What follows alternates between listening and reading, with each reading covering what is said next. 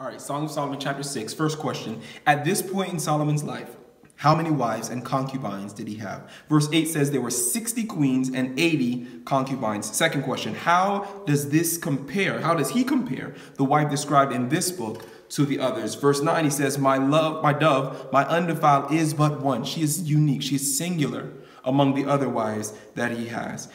Third question, how many more wives and concubines did he acquire after this marriage? It says in 1 Kings chapter 11, verse 3, that he goes up to 700 wives and 300 concubines. What do you think this suggests about the feelings he expressed in this book towards this wife? And next question, how do you think this happened? It seems reasonable to conclude that his feelings towards this wife, so passionately and eloquently expressed in this book, those feelings faded. How did this happen? We don't know, but how did this happen? Likely with time. Next week after this marriage, a month after, maybe a year after, maybe a decade after, probably not that long because he got to 700, he lost the feelings. The feelings faded until they were cold and perhaps not even there. And he goes on to other women more and more.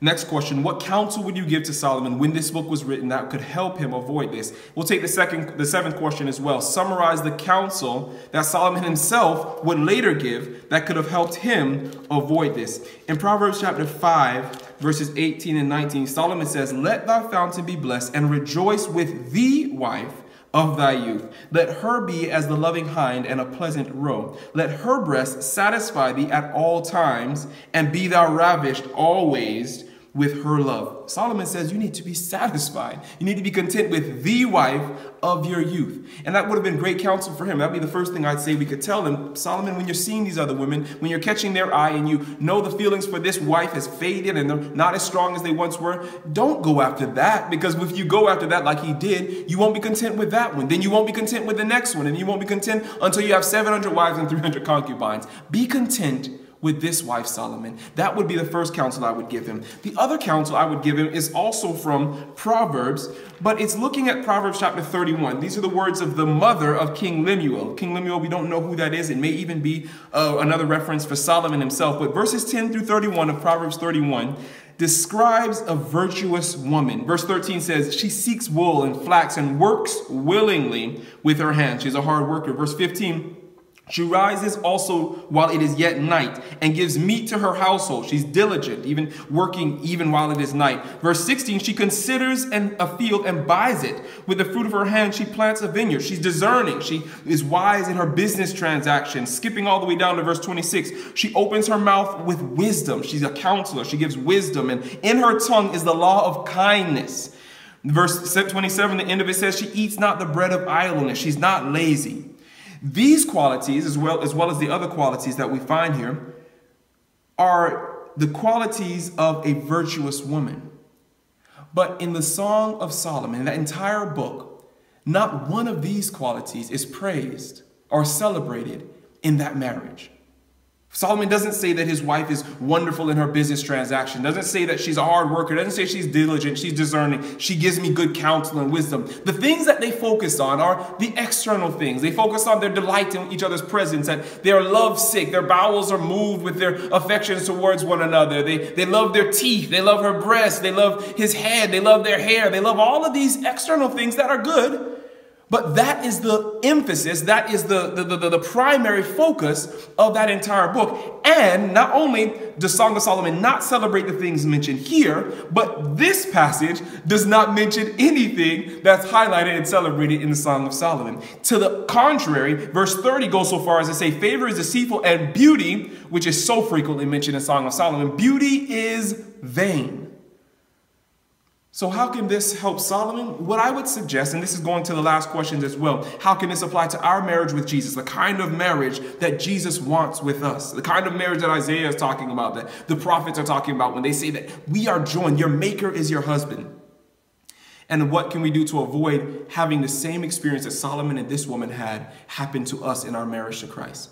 What I suggest is that the Song of Solomon experience is a part of the kind of marriage that God wants with us. And we looked at that in the part one of this video series. That is a part, and we see that part highlighted, particularly in the Psalms. We see that highlighted in the other experience of so many of the great men and women of the Bible, that they had an emotional experience with God. They had a personal experience with God. They had a feelings experience with God. They had wonderful feelings. They were moved in their bowels with their affection, their desires, their love, appreciation towards God. And that is a part of the kind of marriage that God wants. But what I believe Solomon missed out in Song of Solomon is the other part of a marriage with God. The other part of the kind of marriage that God wants. And I believe that's highlighted here in Proverbs 31.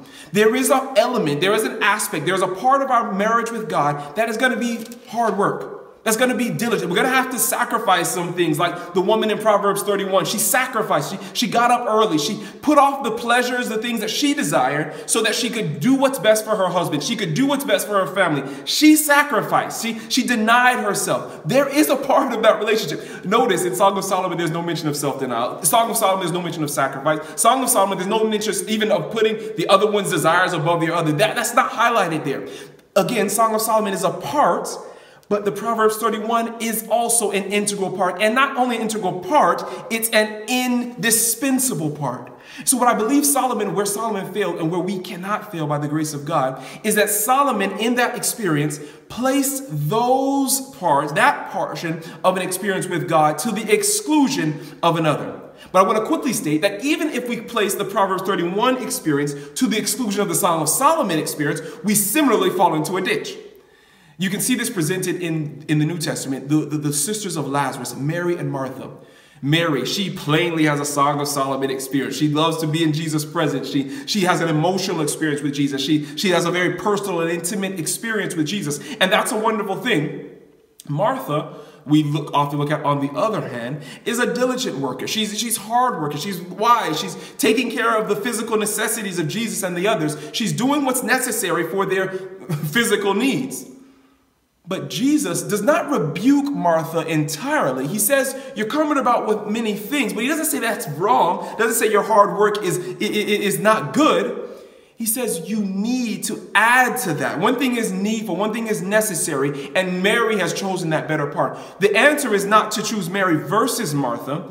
Of course, not Martha versus Mary. The answer is to add what Martha has to what Mary has. To have that united experience, that complete and balanced marriage with Christ. Again, last video, we saw the Psalms as a wonderful example of the kind of marriage that we see here in Solomon. We see David expressing in similar language even that Solomon uses in the Song of Solomon to express his affection, his gratitude, using so many comparisons to say how wonderful he loves God and is grateful to God. But that's not all David says. The Psalms also contain Proverbs 31-like material. The entire chapter of Psalms 119, David's not talking so much about the feelings, not talking so much about the things that make him dance before the Lord naked. He's talking there about the law of God. He loves the testimonies of God, the statutes of God. There is meditation all the day. He talks about those self-sacrificing things that he has to do. He talks about the things of self-denial.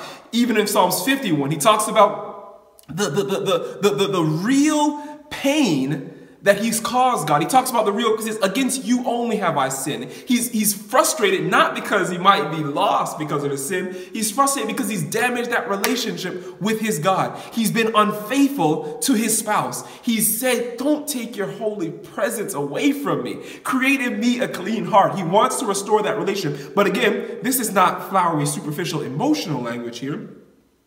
This is talking about work. This is talking about him putting off, sacrificing sin so that he can have that relationship with God. So we can see here in David, we can see here in Mary and Martha, a united experience, both a Song of Solomon relationship as well as a Proverbs 31 relationship. And that is the kind of relationship, a balance, a full, a complete kind of relationship that I believe God desires with you and that he wants with me.